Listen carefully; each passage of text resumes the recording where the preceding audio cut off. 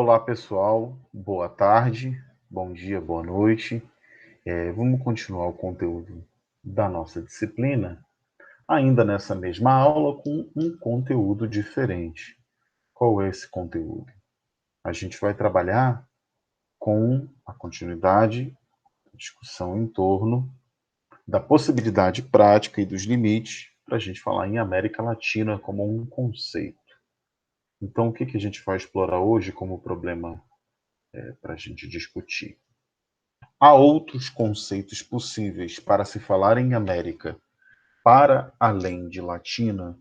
A gente examinou na última sessão a existência de uma enorme diversidade de possibilidades práticas para a gente poder falar sobre o continente americano, de interpretações possíveis, especialmente desse, que é o maior conceito, o mais propalado dos conceitos que discutem o nosso continente ou a nossa região.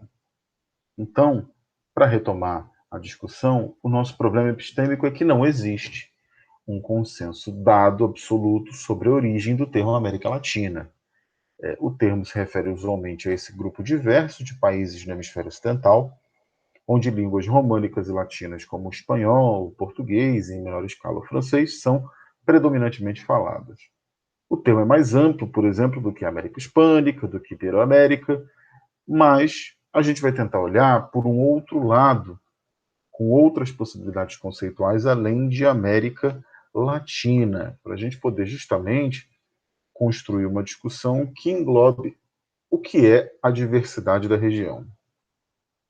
Então, nesse problema epistêmico que a gente está observando, a gente tem uma contra-hipótese de trabalho. Se a hipótese de que a América Latina é válido, numa contra-hipótese, a gente teria que o conceito de América Latina é estrangeiro, é exógeno, é colonial de alguma forma, já que ele é atribuído por potências, por países, por povos, por culturas que não são originais da região, e isso nos faz com que um novo problema seja possível em se abordar. Quais seriam as possibilidades de compreensão sobre a região com outras nomenclaturas e com outras identificações. Essa é uma questão determinante. Eu entendo que é a questão da gente observar que se o problema com o conceito de América Latina é, por conseguinte, um problema colonial, a saída decolonial para isso é discutir nomenclaturas auto-identificadas, ou seja, identificadas por povos que sejam originalmente da região. Ou, se não são originalmente da região, têm um papel importante na remanescência das suas culturas. Esse é um traço muito importante para a gente observar o que foi, por exemplo, o papel do fenômeno escravista na região, que fez com que muitas populações afrodescendentes, no caso inicialmente africanas, depois afrodescendentes, fossem trazidas inadvertidamente para a região, através de um fenômeno coagente forçoso. Então, apesar da conhecida busca por esse nome, para essa região, que nos remete à conquista europeia, como nós poderíamos ser autônomos? Nós temos duas grandes variáveis ou dimensões de compreensão. Por um lado, a geopolítica, ou geofísica, e por outro, a étnica ou a originária, possibilitando entendimentos que se mantivessem em esferas de identidade autopertencentes. Então, a gente vai examinar aqui nessa sessão alguns desses nomes possíveis. Vamos em frente. Observando ainda isso, os povos que habitavam esse território eram caracterizados, e isso é muito importante que se diga, por uma imensa heterogeneidade social, cultural, política, étnica, fazendo com que não houvesse nenhuma possibilidade de uma síntese absoluta de um nome comum para a região. A região tinha vários nomes. Cada um dos nomes, como diz um dos nossos textos de referência, que a região abrange os territórios ao sul do Rio Bravo, foi recebido ao longo da história dentro de um momento e um contexto, expressando identidade, mas também projetos políticos em conflito. A luta por conceitos e nomes, é claro, acaba sendo uma luta política, pois por trás de cada palavra subjacente está uma forma de conceber a região e os povos que a habitam. Então, não é uma discussão única e exclusivamente linguística, mas é uma discussão simbólica, é uma discussão superestrutural do ponto de vista da cultura para se compreender como a capacidade dos povos em descrever a região dentro do seu próprio vernáculo, do seu próprio tronco linguístico, acaba sendo um ato de existência e de resistência nesse sentido. Bom, vamos lá, olhar esse contexto do final do século XVIII e início do século XIX. Na etapa anterior, ainda no século XVIII, às lutas por emancipação, começou a se buscar um nome diferente de colônias espanholas, um nome descolonizado. A definição de hispano-americanos utilizada nessa época começa a mostrar o início desse processo de busca das elites coloniais por uma alternativa que as diferenciasse das elites metropolitanas. E aí foram surgindo vários nomes. Colômbia, Hispano-América, Nuestra América, e com uma insistência muito grande por parte dos libertadores, como Miranda, San Martín e Bolívar, em adotar um nome para a região. Qual era o principal propósito político, já que toda nomenclatura também é política? É evitar a desintegração das colônias espanholas. Isso é muito importante, tentando manter algum grau de unidade nessa ressignificação do território. A reflexão sobre a história desses nomes e sobre o caráter da América floresceu também, não só no século XIX, mas no XX, em várias esferas intelectuais. A crise do liberalismo, a crise do positivismo, criou uma possibilidade de designar o continente a partir de uma matriz própria de análise da realidade. Então, essas diferenças, à luz de um processo complexo, cosmopolita, faz com que múltiplas identidades iniciam-se a um desvelar da alteridade. Então, a diversidade se expressa intrinsecamente mestiça nesse sentido. E essa é uma variável muito importante para uma compreensão decolonial ou pós-colonial sobre a região. A questão da mestiçagem, a questão da diversidade, do afro-americanismo, do indo-americanismo, do criolismo, dos povos que migraram da região e assim numa derivada de complexidade. Ok? Então, nessa diversidade que começou a se dar conta, os nomes que foram cunhados acabaram tentando dar conta, como a gente acabou de citar aqui. Indo-América, Afro-América, América Indo-Ibérica, América Indo-Espanhola. E hoje, esses nomes coexistem sem nenhum problema prático, apesar de, inegavelmente, a América Latina existir como um nome com uma elasticidade, com uma capacidade de síntese de características comuns, em larga medida com questões políticas envolvidas, o que não é nenhum problema. O que é importante conceber é que essa disputa por nomenclaturas não necessariamente é um conflito por nomenclaturas. Todos esses nomes coexistem de forma razoavelmente harmônica. Se nós pudéssemos citar como exemplo de algo que transcende essa harmonia, nós teríamos a discussão do nome América, sem dúvida alguma, como o nome de maior disputa. Essa disputa, em primeiro lugar, se dá pelo fato de que um nome que foi cunhado numa abadia de uma cidade europeia chamada Saint-Dié, que no ginásio de estudos era um ambiente de estudos importante da época do século XVI, do início do século XVI. Pela primeira vez o nome Américo foi descrito no mapa, como uma terra do Américo, referindo-se ao papel pioneiro de conquista europeia do continente por Américo Vespúcio. Era um nome que, por uma boa parte, por um bom tempo, coexistiu com a discussão do chamado Novo Mundo, que é uma nomenclatura bastante importante ainda no século XVI.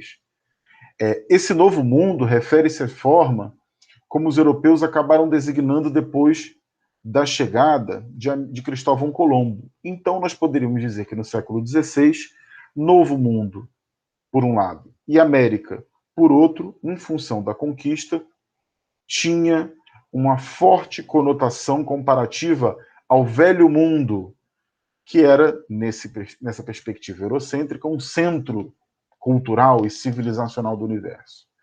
Então, ao chamar de Novo Mundo, havia implícito um conceito absolutamente colonial e brutal.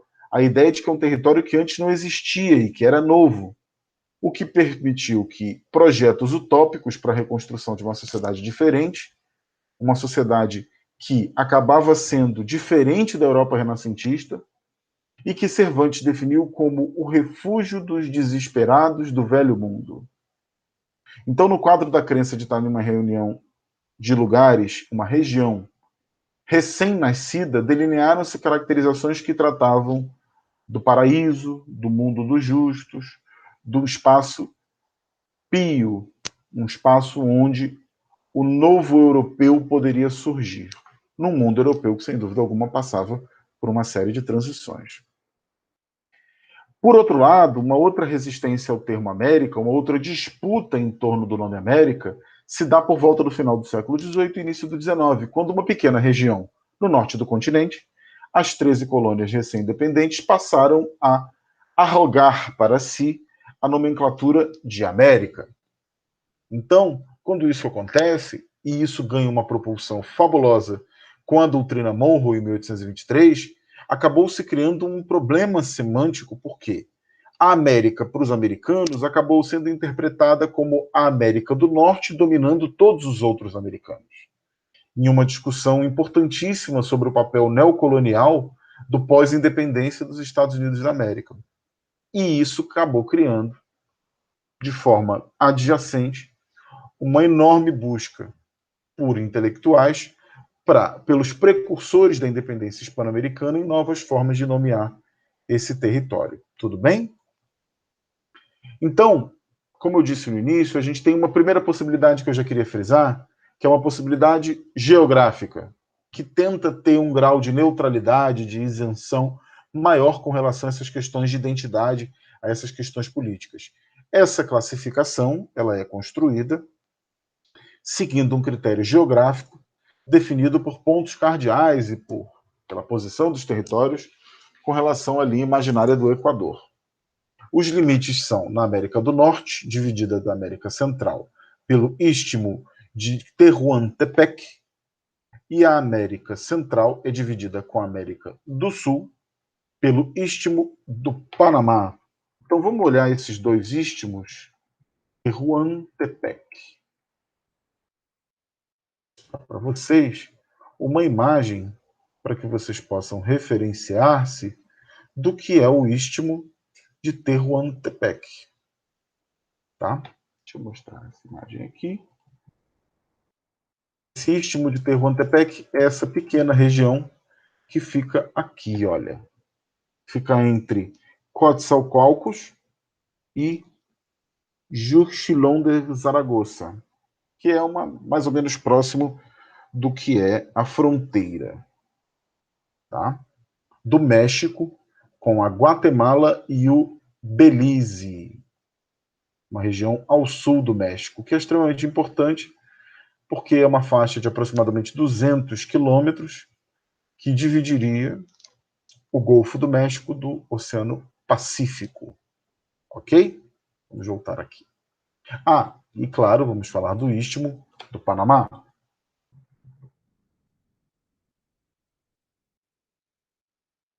Vamos achar aqui. Esse seria o Istmo do Panamá, que divide o Mar do Caribe, do Golfo do Panamá e do Oceano Pacífico. Ok? Uma região extremamente curtinha, pequenininha. Olhamos aqui, exemplos. Acho que esse mapa aqui está bem bom para a gente ver. Entre Colón e La Chorrera, no Panamá. Ok? Observem aqui. Temos outros exemplos. Por sinal, é onde está o Canal do Panamá. Né? Muito próximo da cidade do Panamá, ou Panama City. Certo? Vamos voltar para o nosso conteúdo. Então, nós teríamos, assim, 4 sub-regiões americanas definidas pela geografia. América do Norte, América Central, Caribe e América do Sul. O que seria o Caribe? Ok? Se a gente for para o nosso mapa, vamos usar o Google Maps como uma boa forma, o Caribe seria essa região, ok? Vocês devem estar vendo já aqui. Essa região aproximadamente entre o norte de Cuba e o litoral centro-americano, essa região externa ao Golfo do México, e essas ilhas como Bahamas, Caimã, Jamaica, Hispaniola ou Haiti e República Dominicana, Porto Rico, as várias ilhas próximas do litoral venezuelano, que seriam as ilhas do Mar das Caraíbas ou do Caribe, certo? Isso seria a região insular denominada Caribe. E a América do Sul, obviamente, como uma das 4 sub-regiões definidas por essa arbitragem geográfica. Um outro nome bastante interessante para a gente frisar é o de Afro-América, e no nosso caso brasileiro, pela predominância de população negra ou afrodescendente, tem uma importância muito grande para nós. Esse nome torna visível a presença de afrodescendentes, isso é um aspecto político significativo, e cultural também, evidentemente, presente na região em decorrência do sistema escravista e do tráfico negreiro africano, praticado durante todo quase o período colonial. Um dos pensadores mais importantes da história peruana, Raul Aya de la Torre, fundador do partido APRA, em 1931, sugeriu que uma designação correta fosse ibérico-lusitano-franco-africano-americano. Era uma tentativa complexa, até exagerada, de expressar uma condição mestiça da região, no qual a população negra, claro, tinha um papel fundamental, até pela presença muito importante de uma população afro-peruana. Ou seja, nós não temos apenas no Brasil, tá? Isso é algo muito importante que a gente tenha conta, a gente tem que ter isso em referência, que as populações afro-equatoriana, afro-colombiana, afro-peruana têm um papel significativo. A população afro-peruana é aproximadamente 4 a 5, quem sabe 10% da população peruana. No Equador tem mais ou menos essa proporção também, de algo em torno de 7 a 8%.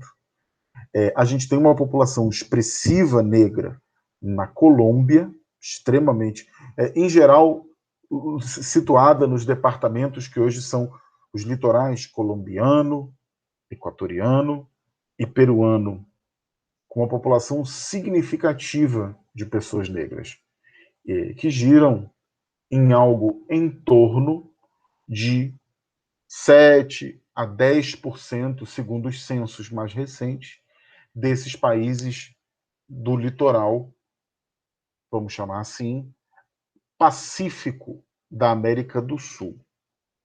Então, é importante, assim, a gente frisar esse papel significativo, não só no Brasil, mas também no Peru, no Equador e na Colômbia, de populações africanas. Mas mesmo que nós levemos em conta outras possibilidades, senão a quantitativa, a presença negra merece ser respeitada e visualizada de forma devida. Uma outra série de nomenclaturas que nos interessa mais aqui observando o aspecto indígena ou originário foram um dos outros conceitos cunhados na América Latina logo em seguida da Primeira Guerra Mundial, em que esses movimentos ideológicos e anti-imperialistas começavam a olhar para uma identidade própria. Então foram vários os nomes: Indo-América, Indo-Ibérica, Indo-Espanhola, Ameríndias, Euríndias, a raça cósmica, que tentavam dar conta desse caráter mestiço da região. E gostaria de frisar um nome mais recente, que é Abya Yala. Bom, vamos contextualizar que, por parte de 1492, quando começa, ou se tem o início da conquista, a cada povo original denominou o seu próprio território de diferentes formas. No Tupi era Pindorama, o Império Inca chamava de Tahuantinsuyo, eu vou mostrar para vocês, Tahuantinsuyo, como um bom exemplo para a gente observar o Império Inca territorialmente, tá? Vou ver se eu consigo projetar aqui para vocês com a qualidade necessária, o que seria a organização política do Tahuantinsuyo. Ele era dividido, e Cusco era, Cusco em Quichua quer dizer o umbigo do mundo, não é? Então, Cusco, que está bem aqui no meio do mapa, esse mapinha aqui no canto direito, a gente tem os 4 suyos do Tahuantinsuyo. Chinchaysuyo, ao norte, Cuntinsuyo, ao sul, na fronteira hoje do que seria a Bolívia com o Chile, uma parte do Peru, onde se deu massivamente a Guerra do Pacífico, ou a Guerra do Salitre, no final do século XIX, o Antinsuyo, que é uma região de fronteira entre a Cordilheira dos Andes, numa transição geográfica importante e delicada com o Pantanal e a Amazônia, e o Cola-Suyo, ao sul, que basicamente ocupa territórios ao norte do Chile, ao norte da Argentina, uma parte, praticamente boa parte da fronteira entre Chile, o que hoje são Chile e Argentina. Tudo bem? É muito importante conhecer essa história dessa forma bastante complexa de organização territorial, que fez parte, sem dúvida alguma, da nossa história. Então, na virada do século XXI, quando a discussão indígena ganha uma enorme importância, uma série de intelectuais, como Javier Albó, extremamente importante na discussão da cúpula continental dos povos indígenas, por volta da mesma época dos fóruns sociais mundiais, evoca o nome de Abiyala, que significaria uma ideia de terra madura, ou terra viva, ou terra que floresce. Esse nome foi escolhido por conta de uma luta pioneira no reconhecimento dos povos indígenas, em 1925. E aí a gente tentou, nessa sessão, responder algumas perguntas. Mas, principalmente, a pergunta central é: há outros nomes possíveis para falar em América Latina ou em América para além de Latina? Há vários nomes possíveis. Esses nomes respondem, como nós já vimos, a discussões que são extremamente importantes no âmbito de projetos políticos, de projetos culturais, que expressam a diversidade de disputas no tempo histórico em que nós estamos observando, e essa evolução ela deve ser observada de forma significativa, de forma atenta, porque, sem dúvida alguma, tentar construir um conjunto de nomenclaturas para batizar narrativas sobre o continente é inequivocamente uma responsabilidade do historiador e da historiadora com relação à nossa diversidade. Tudo bem, pessoal? Por hoje e por agora é isso. Desejo a vocês uma ótima tarde, uma ótima manhã e uma ótima noite, e principalmente muita saúde e tranquilidade no meio da nossa pandemia. Um grande abraço. Tchau, tchau.